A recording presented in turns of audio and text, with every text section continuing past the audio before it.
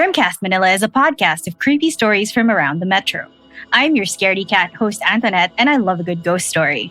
In our first episode back this spooky season, we are talking to Jay.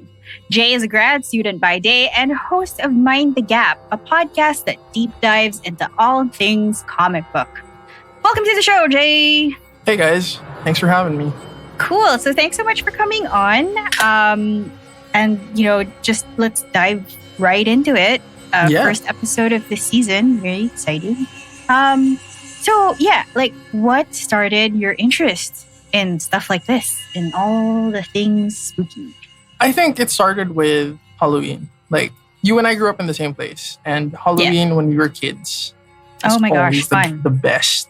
Like, I don't think there's anything that compares to the Halloween in the 90s. Like, now. There's nothing. There's nothing.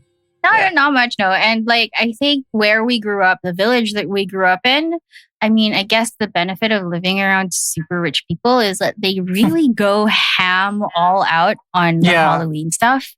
I don't know if you remember that house with they had the sloping lawn outside their house, and every year it would just be an entire diorama of whatever a graveyard, right? theme that they had. Yeah. And, one point it's a sloping graveyard, or another year it's cast of characters of this horror movie, and they would just go all out, and it was super cool. Houses, there were some houses that gave out amazing candy. Yeah. Crazy kids would set up haunted houses. So Halloween in our village was pretty awesome. I love Halloween so much. I think I know exactly what house you're talking about in what street.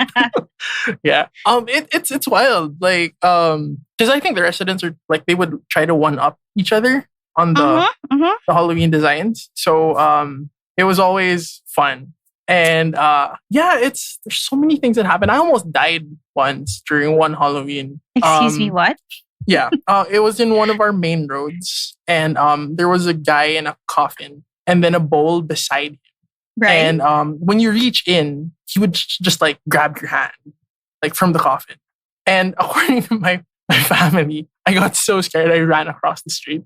What? Yeah, but thankfully I'm still here. I'm really glad. They should have probably thought about that. Yeah, I still had Halloweens to enjoy after that, so it was all good. It was all good. But it was a story that my family had about me and Halloween. Yeah. Halloween is pretty fun. This whole month is about Halloween. I know that a lot of people are busting out their Christmas carols and getting I don't like dusting it. off. I don't like it. They're dusting off their Christmas trees, and I'm just may Halloween pa po? Exactly. I feel so insulted. Parang hindi pa, wag muna, chill. Hindi pa tayo tapos. So when they're busting out the Jose Marie Chan memes, I'm no, we have Halloween. Anyway, the question of the hour, and probably what will influence the rest of our discussion, is do you believe in ghosts? Yes, I do. Quite strongly, actually. But I've never been exposed in real life.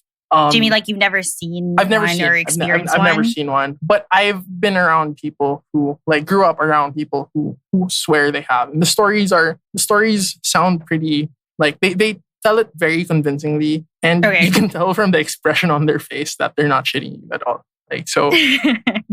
As a kid, I'm a believer. You're a really strong believer, but you've not actually seen a ghost or experienced stuff firsthand. Yes, and I never want to. Just to clarify. Fair enough. We are in the same boat on that one. So, that said, you talked about Halloween and you believe in ghosts, and you mentioned that you've been around people who have had creepy stuff happen to them. What was the first thing that you remember, or when was the first time you had anything creepy happen to you or someone around you that, basically the first thing you can recall? Ooh, that was creepy. Basically, the first village I lived in for the first 10 years of my life, there's always been this weird feeling around it. First off, whenever we have guests, when we invite them over, they always get lost inside that village. And then we always, my siblings and I would always say na parang niligaw sila. There's always been that feeling. And even that the actual village itself, like there's a little air of tension and like some creepy, weird stuff. Like for example, I remember there was a hill beside the guardhouse, and in the middle of that hill was a hole, like a human-sized, not a human-shaped hole, just a human-sized hole. Like like there probably could be a tunnel inside. So like I remember like people say in my village saying, oh, that was probably like a tunnel used in World War II or something. No, more like what soldiers used in World War II. Oh, like a dugout or yeah. a shortcut tunnel situation. Which like World War II stories, knowing that the area you're growing up in used to be like a World War II place. It's kind of it lends to the feeling of dread. It lends a bit sometimes. of credibility and dread that shit went down. So, I mean, to be fair, though, to people who would come over to your place, I mean, was your house like particularly difficult to get to? Not really, but at the same time, it was also people who were there, like who have been there before, like friends of, like close friends of family members. Who've been to your house before and like still get lost? Yeah. Huh. Okay. So, like, I mean, what was up with that village, that house? Like, what happened to you there? I did a little video for a college class before. Like to talk about the creepy stuff that happens around the village. But I guess to start with, to answer the question that you asked me a while ago, what was the first thing I remember? I think a good one would be, one of my siblings in their room, I think it was triple locked. You'd have the bar, you'd have the lock on the knob, and then you'd have the chain lock, right? In the room? In the room, yeah. I don't know. That's just how it was. Okay, cool. Very secure room. But then our family, like generally the practice for waking us up is that we shake the feet. It's just like a signature thing. Okay. Yeah. So one of my siblings was let's say had a big final exam at like 12. This was like college for them. 12. So the alarm was set at like 9 or 10, right? So the pattern for that is basically set like multiple alarms, right? So this sibling didn't wake up. Oh no. So next thing they know, they were being like woken up. Shaken. The foot was being shaken, right? Yeah. And then that sibling would be like, I'll get up. And then actually not get up. Right. And then happened again. And I'll get up. And then by like the third or fourth time, they actually get up. Sure. Open the lock and the knob, open the bar, and then open the chain, and then realized, wait, what was my that? door is locked. Yeah, exactly. So that's just one of them. There's way more. If you think about it, that's actually quite nice because whatever it was looking out for your siblings' is like academic career. Yeah, nice. Was actually nice. Yeah. Did they make it to the test? Like I'm intrigued. Yeah, they did. They did. Yeah. Did they pass? Would you know if they passed? That I was not informed of. Results. I was not told about that. Another interesting thing would be which is like one of the weirder ones for me. Because we used to be a dog like owner family. Like we used to love dogs. Now we have a dog and a cat. But before we just had purely dogs. And then I remember one story was middle of the night, just energetic barking. And then they're like, why is that dog like barking? Like it's playing with something. And then they go out, like peek by the window and they see the dog like playing with floating balls of light. Okay. Just like in the backyard. Like will-o-wisps or something. I don't know. But yeah. And there's more. Like, like there was nothing there. There was no one there. Or maybe like some, neighbor was like shining a flashlight or something. There's no house in front of our house then. And then those were very high walls. So unlikely. Good times. Yeah. But like the dogs weren't like stressed or anything. They were playing. Like happy barks. Well, okay. So far, I mean, weird stuff, but like not trying to kill you in your sleep. There was this one other one. This was when I was a baby, I think. Because like one of my siblings wanted to be near the new baby, like which was me. Which was you. Okay. So the closest way to be there was they pulled their mattress into the hallway, which would sandwich it between one room and then my room, right? Okay. Just because they wanted to be close to the new kid, basically. Right. And so they slept there. And then according to people around the house, everyone heard a scream middle of the Okay. night, and they found one of my siblings just like passed out, like in a weird position, like on the bed. And then, like they found out later that he opened his eyes and there was someone floating in front of him. What? Yeah, that's the story. Floating in front of him So and it's my like brother. Yeah. and doing what? Like just there. staring. Just yeah. Fun times. Yeah. Poor guy. Yeah. So according And to like- them, there's a lot of other stuff. Mhm. Even other residents in the village have shared stuff with me. So yeah, there's a Like lot. what kind of stuff? Well, an interesting one would be like someone very close to our family used to run like this food thing, and Mhm. after a party in the multipurpose hall of that village, they were picking up barbecue sticks after, because you know it was just all around, right?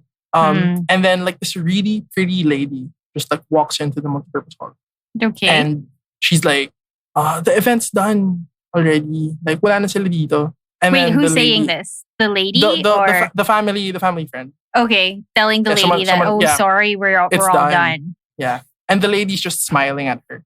Like Just nothing. like- Nothing happened. And then she's like, okay, like I'll start picking up the stuff again. And then lady's just moving around and then she starts picking up more stuff. And then when they get when they run into each other in the multipurpose hall and she bends down to like get more of the barbecue sticks, there's no feet. Whoa. Yeah. So that person just runs out of the multipurpose hall out of fear. It's like, Yeah. never mind. Yeah. So your family friend actually like spoke to this lady, this gorgeous lady, Mhm. and the lady just smiles back and says Yeah. nothing. Yep. Creepy. Yeah. And Okay. it's stories like that I grew up around. So that's why I'm a believer. Though I am extremely, extremely thankful that I haven't seen anything. And I'm really Same. happy. I hope it stays that way. Same. I totally hope it stays that way. I mean, I know I do this podcast, but you know, I do this because it's fun. If I start like seeing stuff that I don't want to see, it's not going to be fun anymore. I'm Yeah. So I'm a wuss too. I remember like one time a friend brought out a Ouija board and I was like, all right, see you guys. Just like left. I was a bit braver in high school, and stupid kids play Spirit of the Coin, ballpen, glass, something, whatever. Probably because I had no idea what I was doing. Catholic schoolgirl sitch board. Ooh, what's this? For me, no. It's But, like I don't want that evil on me. No thanks. Now that I know better, if anybody ever does pull out a Ouija board or anything, like, hey, want to do some stupid stuff and like read the Latin, I'll be like, no, bye. Nope. Anyway, so the village that you grew up in, super creepy, lots of weird stuff happening to people around you. I mean, did anything ever happen to you like sort of after that phase in your life? No, it was a lot more quiet once we moved out. Maybe just one or two compared to like a barrage of stories that we had when we were still there. Yeah. So yeah, not as much. Okay. So I mean, do you Thankfully. have a particular memory that stands out for you that you were like, oh, that was weird? I just remember this was when I was a bit older. I just remember some panic from people who worked for us. Okay. Because one of my siblings, when they rarely get sick, Okay. and when they do, it's really bad. Like because they're not used to it, right? Yeah. So like one of them was just in bed, like just like locked there because not used to it. And then the person who worked for us was just walking around the house, I think one night, and then Do saw you mean that like house sibling. help or like? Yeah. And then saw my sibling like just walking around the house completely fine. And then, Okay. so like it was weird because I think I was a bit older when this happened. I just remember the panic because when that person realized that my sibling was in bed the whole time this happened, like they got super scared, and I was like, that's a doppelganger. Like that's Oh man. that's something you don't want to see. That's messed up. What does that mean again? I know that there's like stuff behind it. Like if you see a doppelganger of a person, it means something, and like you're not supposed to see your own doppelganger. You're like, not supposed to see do your you own know? doppelganger. Like Yeah. what is it? What is the stuff behind this again? I think they steal they steal your position in life. Like they take over your life. Ooh. Yeah, they replace you. Basically, that's what I remember. So, but that only happens if you see your own doppelganger, right? Or like, yeah, if you see yourself, but if not you see yourself, else's. like you're done for. But if other people see your doppelganger, yeah, it's like kind you're of good. okay. You're safe. Yeah. But do they do anything to the people that see them, or are they just like meh? I'm not sure actually. How is that a house helper of yours? Still okay? I hope. Pretty good. It was just that one weird day. Oh, poor. Was this like at night? This was at night. Oh, okay. What happened when that helper told your brother or your parents or she's telling the family that the sick person, why were they downstairs? They should have been upstairs, like resting. Oh, she was talking blankets. to him or what? No, this she was thought the day it was after. him. Okay. The day after. She was complaining that, he should have just been upstairs, not going around the house. So she was concerned. Yeah. But then when the realization hit, that's when the freak out started.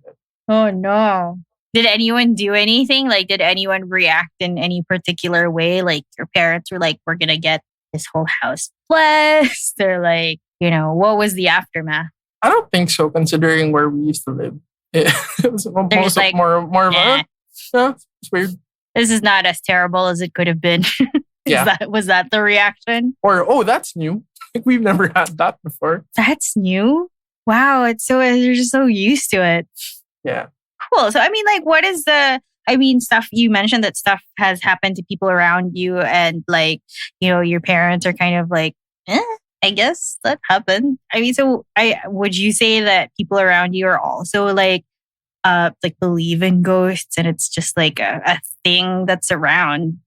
Would you say that?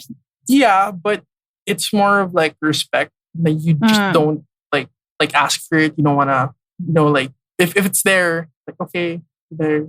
Like you just don't want to. We can coexist in a peaceful, wonderful way. You do you, we do us. You can stay here. Just don't mess with us. Just be invisible the whole time. Yeah. Stay invisible. Mm-hmm. Well, that's like a really calm, rational approach to it, I suppose. versus like be gone.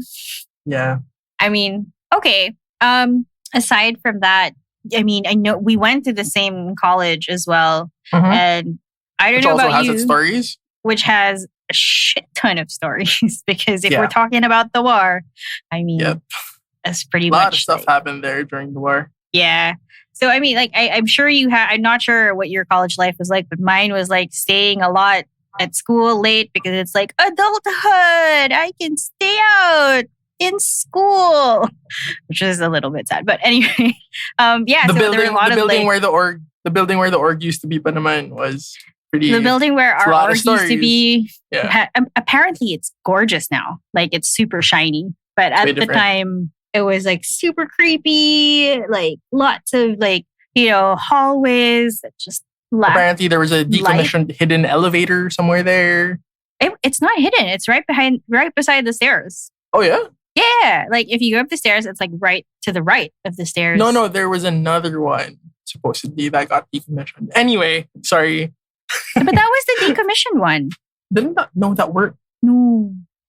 From what I remember, I think I've told the story before on the show, is that that building, it's 5 floors up. We were blessed to have our office on the 5th floor and the elevator never worked. So we would have to climb all 5 steps and that was basically workout for the day.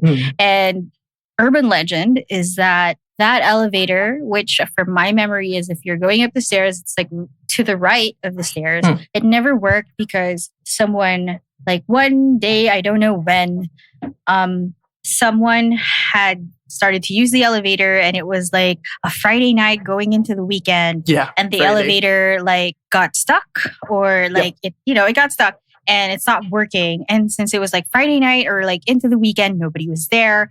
And the person was stuck for the entire weekend. And the person had unfortunately passed away in that elevator. I don't know if it fell, like I don't know what the malfunction was, but basically the person had passed in the elevator, maybe from like suffocation. I don't know how this works, but yeah, and that's why it was decommissioned. People never used it, and it was never repaired for years and years and years and years. And that was sort of the urban legend behind it. Is that the same one that you know? The same one, yeah. I think that's a commonly like told story about why the elevator didn't work. Or maybe it was just an excuse so they'd never have to like repair it. Could be. And like people would just like stare at it and not touch it, like stupid kids who like exploring. Maybe it was just like their tactic. The sports building also had a creepy elevator, if you remember. It was if you were going up or down alone, sometimes the door would open at a random floor, and then like suddenly the full load alarm would just flare off, even if you're alone. And has that happened to you? It's happened to me like once or twice. I would just step out and I would just take the stairs. Yeah. Really? Okay. Yeah. No, that's maybe strange. That's like, one. That's one that I can say that I've personally experienced. Like I've heard that's a pretty common story. Like in other places, like the full sign would go on and then it would close. But I just remember in the sports building, like it was one of the buildings where you could park, and usually parking there is expensive. So usually when I park there, I'm pretty desperate and also very late. So that may have been why I never noticed anything about the elevator, because I was usually panicking. Could be. Okay, so yeah, I mean, and then there's like a bunch of stuff, but then like anything else ever happened to you at school? No, I think it was just mostly that elevator freaks me out. So I mean, we went through like early childhood, and then sort of since then, just kind of creepy things here and there. Do you have any other like maybe interesting like things that have happened to your people around you, or maybe even stories that you've heard that have particularly creeped you out? No, I think that's generally all I have for the stuff I've heard growing up. Okay. Yeah. Cool. I mean, cool. But I do know that later this month, I'm going to guest on your podcast, we're going to talk about horror comics. And you have your own podcast where you talk about comics and all that. What are some of your favorite horror comics? If we can get a little preview of what we're going to be talking about there.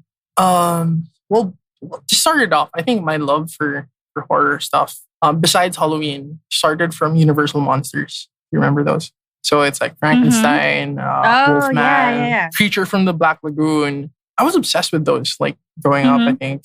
And I remember Tales of the Crypt Keeper. Yeah, I remember going to Universal Studios when I was younger, and then seeing like the Monster Squad. They were like doing a musical thing, and then the next year I was dressed as Frankenstein playing a guitar. I don't know why, but that's what I did. And yeah, I just love those things. And then I think it carried over into comic books because I'm a big superhero comic guy. But then as I read, you'd of course come across Sandman, which people forget is a horror comic. It's a horror fantasy. I actually forgot that it was a horror fantasy. A lot of people I just thought it was fantasy. Yeah, it lets go of it a bit towards the end, I think. But it's pretty terrifying in some parts of it. So American Vampire, Lock and Key, Nailbiter, and then the first third of The Walking Dead. There's a lot of horror comics that are good there.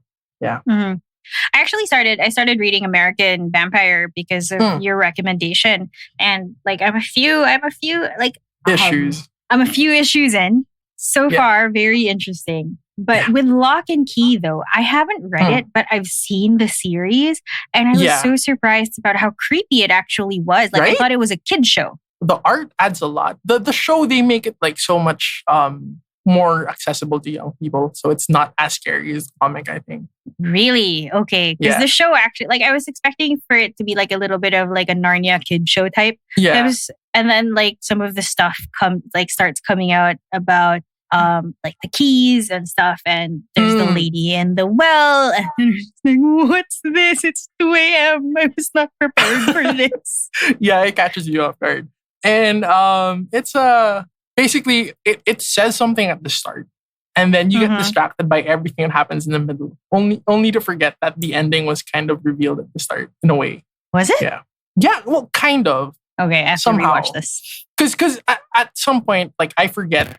I just assume that it was just like ghosts and stuff. But then, if you remember the title of the first volume, was Welcome to Lovecraft. Oh, so I haven't actually read it. I've only seen the show. Oh, okay. So, yeah, even the show, I think the first episode was, or the town they live in is called Lovecraft. Yes. So, like, I personally forgot that it was very Lovecraft based until towards somewhere down the line. It's so good. I love Lovecraft stuff. Me too. So, like, if you had to like give some great horror recommendations, whether comic book, movie, show, like, what have you read recently that you think people would, it would enrich their lives to read, watch, hear these horror type stuff, genre things? Well, I think Nailbiter is a good one if you like. This is a comic. It's a little, yeah. It's a comic called Nailbiter by Image Comics. It's the main gist is, what if all the serial killers in America just came from one town? What's up with that town? That's the main premise of that story. I think Afterlife with Archie is a good one. It's super interesting. You're a fan of the Sabrina one. I'm a fan of the Archie one because the Francavilla art is amazing. It adds so much to the feel of the story. It's nice. Like I remember, like, I always had meant to get into the Archie kind of half of it, but the Archie stuff was zombie something like it was just in this area of horror that I wasn't a huge fan of, but like the Sabrina stuff was a lot more supernatural, witchy, which is like what I'm more into, which is like, I'm super happy that Aguirre Sacasa is done with the show. So he can go back to the comics. He's going back to the comics, which is great. Nice. I'm really happy about that because the show got old real quick for me. Yeah, I agree. I stopped pretty early. Like it went down the path of Riverdale, and you know how Riverdale is going right now. The Jughead one is interesting because the Jughead story is a werewolf story, and is it? And the Veronica story is a vampire story. Fun. There's even a crossover. I know that there was an issue with the crossover of the Archie characters coming into Sabrina. I think it was a soft spin-off. Like they featured her in one of the Afterlife with Archie issues, and then I think the reception was pretty good, so they gave her a spin-off of her own. Okay, cool. Yeah. For me though, like one thing that I've realized I love is the anthology format stories. And it's just so fun to have like little bottle episodes of like scary stuff. Like comics that are doing it right now are like the Silver Coin. Like every issue is a different like horror story involving this one silver coin that travels through, like the stories go through different time periods. And then there's this other like highly acclaimed comic called Ice Cream Man, where this Ice Cream Man functions as a crypt keeper of some sort and tells all these standalone horror stories, and it's so well done. But yeah, I think my love for anthology came from being a Twilight Zone fan though. Like that's nice. Like that's one thing I really love. Classic, like self-contained sort of creepiness. Yeah. Just to unsettle you a bit, but not too much. Like Rod Serling, the guy who created it and wrote a lot of the stuff. He just like does it like twists at the end so beautifully. And that's I think that's why I love it. Like I'm a frustrated writer. I try to write my own stuff. And the twist thing is always like something I try to aim for. Right. Yeah. Cool. Exciting. Well, if you ever write something in the future, let us know. Would love to let our listeners in on that creepy goodness. So thanks for joining us, Jay. Is there anything like you may want to share with the good people of the internet? Like what have you been up to these days? I know you have a show called Mind the Gap. Maybe you want to tell us a little bit more about that? Well, me and one of my best friends, Mikhail, we decided to put up a podcast to talk about comic books. And it's more along the lines of diving deep into the actual content, the themes. We talk about the creators, and sometimes we also talk about stuff related to the comic book, like movies, TV shows. But basically, we always try to go back to the source material. Like that's our thing. So yeah, that's what I've been up to for the past year. We're still trying to get into the hang of it, but yeah, hopefully we come out with more episodes of that soon. And where can people find your show called Mind the Gap? You can find Mind the Gap on Spotify, Apple Podcasts, and Google Podcasts. You can find us on Twitter and Instagram, which I haven't fixed yet, at Mind Gap Comic Pod. And all of those things, all of those links you can find on il.inc/Mind Gap Comic Pod. Mind Gap Comic Pod. So that's where you can find the Facebook, the Instagram, the Twitter, all the social things. Yeah, I mean, like, I don't know about you, but this podcast has really been a big boon to my mental health over this pandemic. Likewise, it's something that you can get excited for. Yeah, it just like keep you busy, you know, like just gives you something to do with the hours that you would usually spend dicking around outside. And one other thing for us is it gives us a chance to, because I live in the Philippines, but my best friend lives in another continent. So we get the chance to like decide on what we're gonna read and talk about it. So it's a way for us to bond over a comic book that we may not have read or we may not have read in a long time. So that's why we love it. So it's like a book club, but on record. Exactly. That's what we do. Fun. Well, I look forward to being on your show. I think we're recording in a couple of weeks. I'm really looking forward to that. I am reading the stack of comics that you basically sent me. Having a lot of fun doing that. Super excited to have you over. Yeah. Who better to have for a Halloween episode? Because for us, it's going to be our Halloween episode. So, yeah. Fun times. I hope I don't let you down. I'll do my best. I will do all the required reading, though I don't know if I can geek out quite as much. We'll have fun. Don't worry. We'll have fun. If this has been any sort of a preview, I mean, you know what you're in for better, for worse. Anyway, so cool. Thanks again for joining us, Jay. Glad to be here. A lot of fun. This is the first episode we're kicking off, and this season is going to be a little bit different because we are releasing episodes on a weekly basis. I listened to the people on the group, or basically the two people that talk to me there. Hi guys. And you said that maybe let's try out a new format. Let's release some creepiness every week. But I do have something special in store for Halloween, so watch out for that. Anyway, so this has been Grimcast Manila with your host, Antoinette. You can find more episodes on Spotify, iTunes, Google Podcasts, YouTube, and everywhere you can find your podcasts, basically. And you can also find us on Facebook at Grimcast Manila, and be sure to join the group because that's where all the fun stuff goes down. So, yeah. Thanks so much, Jay, for coming on. Thank you so much for having me over. It's been so much fun. Thanks, Jay.